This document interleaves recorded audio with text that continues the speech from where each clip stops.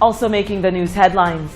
As part of the National Telecommunications Regulatory Commission's goal of developing a host of high-growth potential mobile startups, Codesprint 2016 was hosted here in Dominica. The Codesprint lasted about 33 hours, with coding lasting 24 hours. At the end of the 2 days, teams shared their prototypes, and the top 3 teams were named first, second, and third place winners. Executive Director of Ntrc, Craig Nesty, highlighted some of the goals of that event. And that's what I think we're trying to do here, trying to build a community of developers.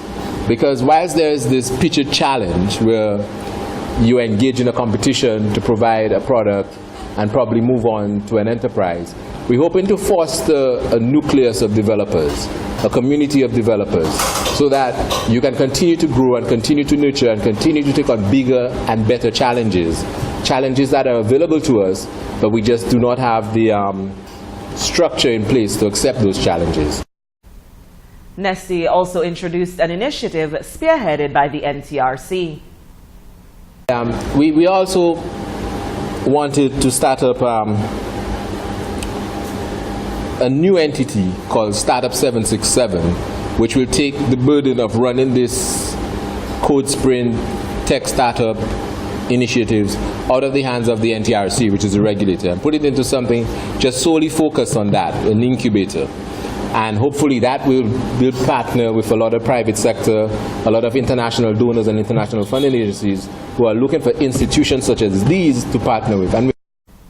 According to Nesty, the World Bank has already been in touch and is looking for an entity like Startup 767 to work with climate-resilient applications for Dominica.